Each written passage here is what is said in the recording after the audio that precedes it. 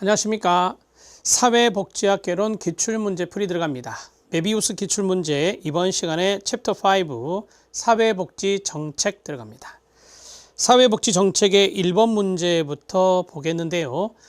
여러분들이 이 문제는 영역별로 지금 묶어져 있어요. 그렇죠? 그래서 상당히 많은 문제가 정책에 있다.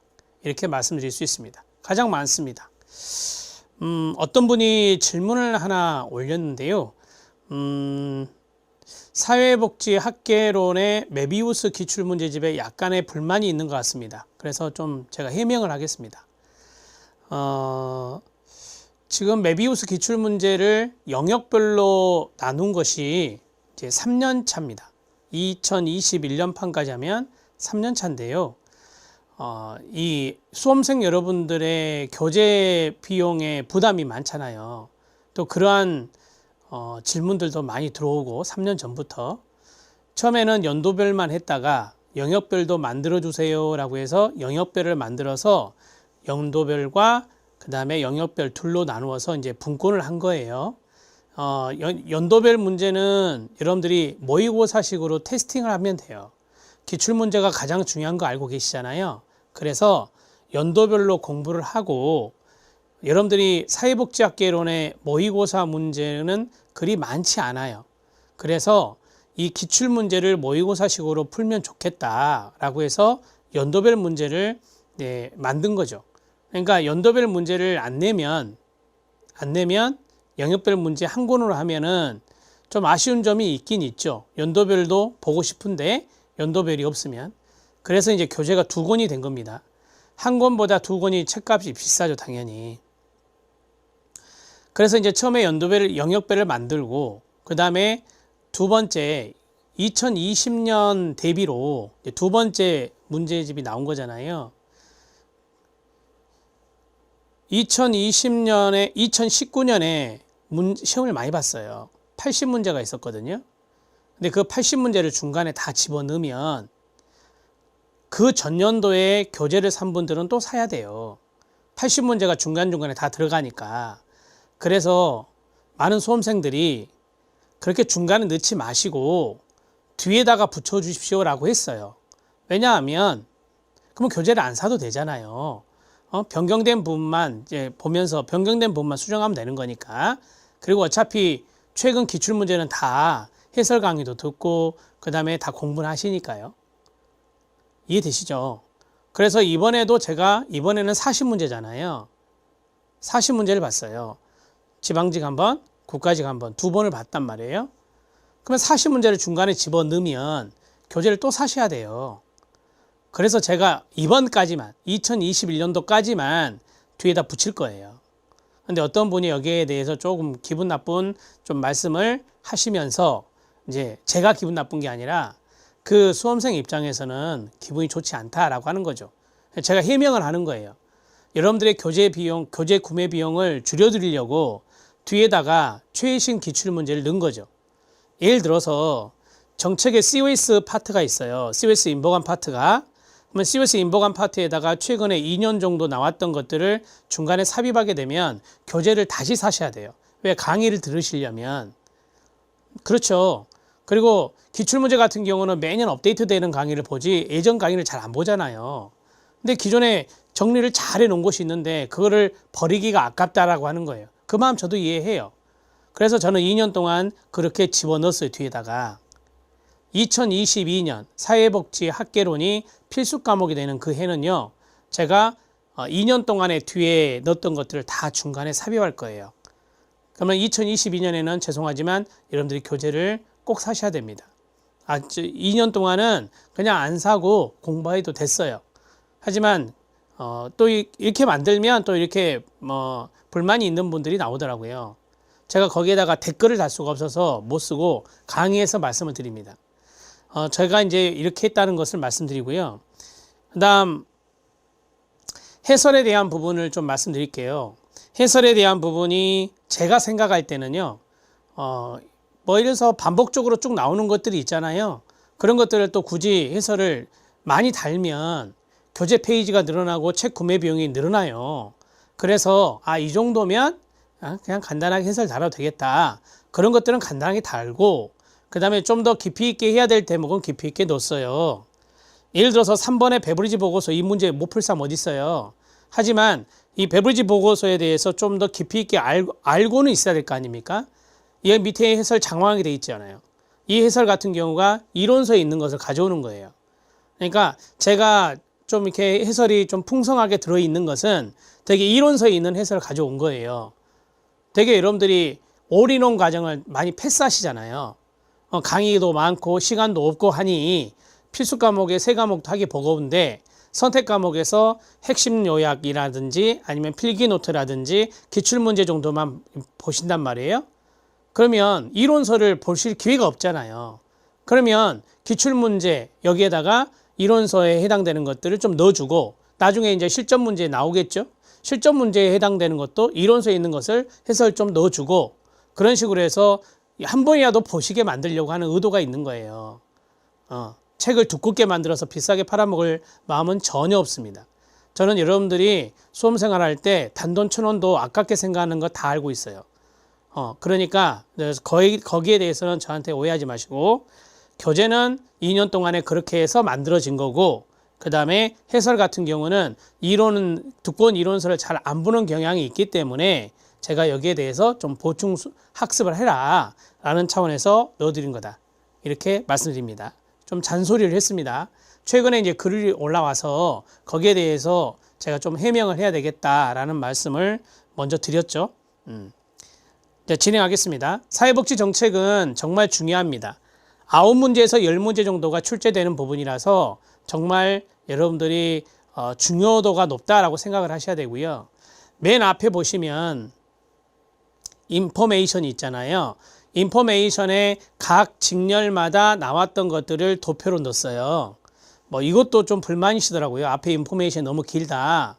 인포메이션 제가 줄인다고 줄인 거예요. 그리고 어떤 분은 핵심 요약집을 안 보고 어떤 분은 기출문제만 볼 수 있잖아요. 그러니까 모든 책에다 이걸 다 넣어줘야 돼요. 그렇지 않으면 공무원 시험은 정보가 제일 중요한 거 아닙니까? 그래서 앞에 이제까지 나왔던 것들을 영역별로 다 직렬별로 넣어드렸고 서울시, 지방직, 국가직 이렇게 해서 넣어드렸고 그 다음에 경쟁률 넣어드리고 합격 커트라인 넣어드렸고 최근 거 이거는 나중에 원서 지원할 때 필요한 거 아닙니까? 여러분들 이거 못 구해요. 어디서 구하기 힘듭니다. 따라서 이런 자료들을 계속해서 매년 업데이트하고 있어요. 그리고 여러분들한테 제가 하고 싶은 말 이런 것들은 면접까지 다 해서 이런 것들을 소개하는 거 나쁘지 않잖아요. 그리고 합격 후기라고 하는 거 그거 여러분들이 후기 읽어보면 좀 도움이 되겠다 해서 한 2개나 3개 정도밖에 없어요. 이 정도의 내용을 뭐 교재를 비싸게 팔려고 하는 그런 거 없습니다. 저는 오해하지 마세요. 출판사도 제가 여기 지금 교재 내는 출판사도 양심적으로 하는 출판사고 저도 양심적으로 책을 쓰고 양심적으로 교재 가격도 정하기 때문에 거기에 대해서는 오해 안 했으면 좋겠습니다.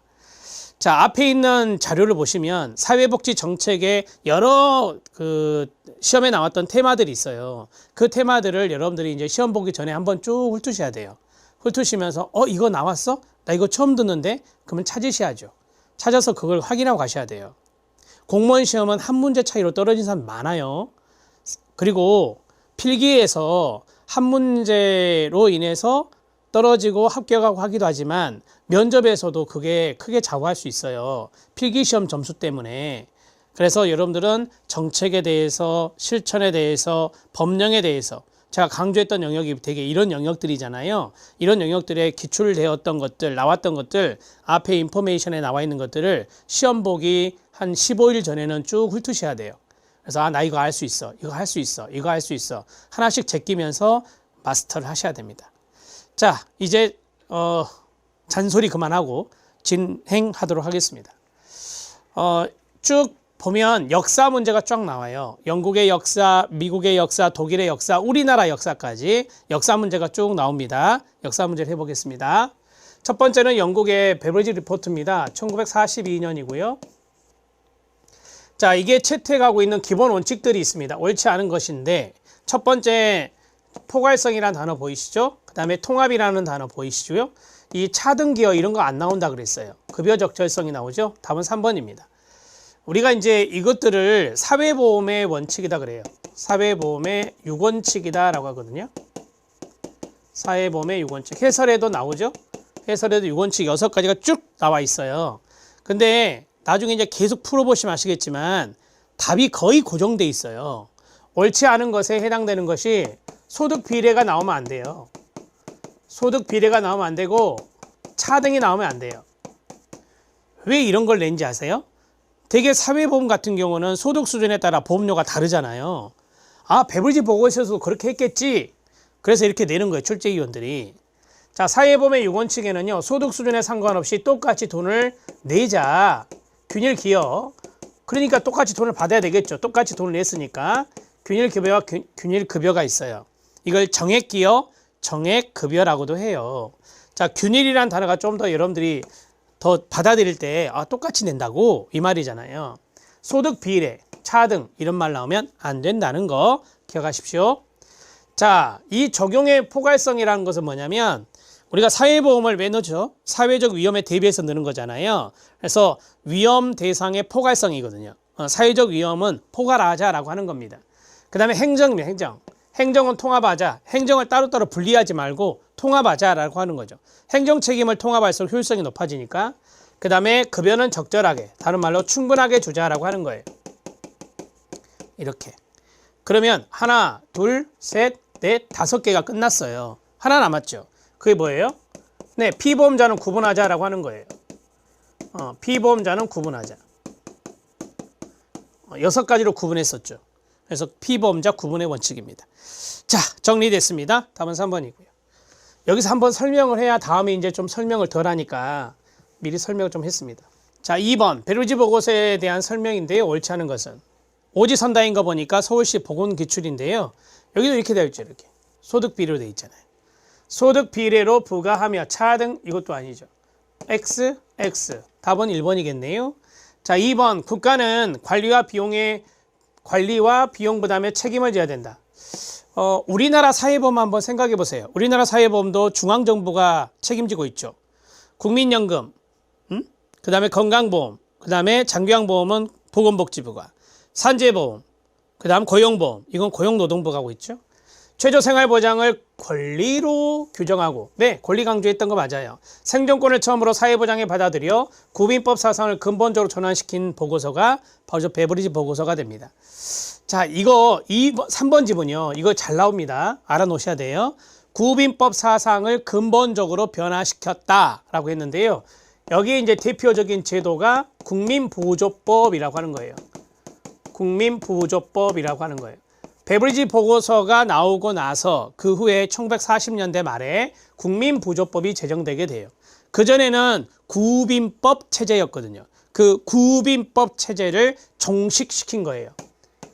구빈법 체제를 종식시킨 거예요. 되게 이제 구빈법 체제가 그겁니다. 시혜적인 차원에서 이제 제공했던 것들이죠. 근데 여기서 보면 이제 최저 생활 수준의 보장을 권리로 규정했다. 그래서 이제 여기 부조라는 단어로 등장하는 거죠. 구빈이란 말보다는 부조라는 말. 우리도 지금 공공부조라는 말을 쓰고 있죠. 자, 그 다음에 국민을 6개 계층으로 분류해서 앞에서 말씀드렸죠. 가입자, 즉 보험 가입자 대상자는 6가지 계층으로 분류했다라고 말씀드렸어요. 이거를 이제 간단하게 말씀을 드리면 이게 미성년자가 되고요. 그 다음에 여기는 이제 노인이 되죠. 그러면 여기에 이제 계층이 있어요. 여기에 이제 근로자가 있겠죠. 우리가 이제 근로자라고 하면 여러 가지를 좀 생각해 볼 수 있는데요. 정규직 근로자가 있고 단시간 근로자가 있어요. 그쵸? 네. 그 다음 자영업자가 있잖아요. 자영업자. 그 다음에 전업주부가 들어가요. 하나, 둘, 셋, 넷, 다섯, 여섯 이렇게 되는 거예요. 됐죠? 자, 그 다음에 사회보험은 모든 위험에 대비한다. 앞에서 말씀드렸는데 포괄성이다. 답은 1번입니다. 나머지 지문들, 이거 답 해결했으니까 넘어가? 그렇게 생각하면 안 돼요. 나머지 것들도 중요해요. 어떤 게 어떻게 바뀌어 나올지 모르잖아요. 그래서 이거 다 적어드리는 거예요.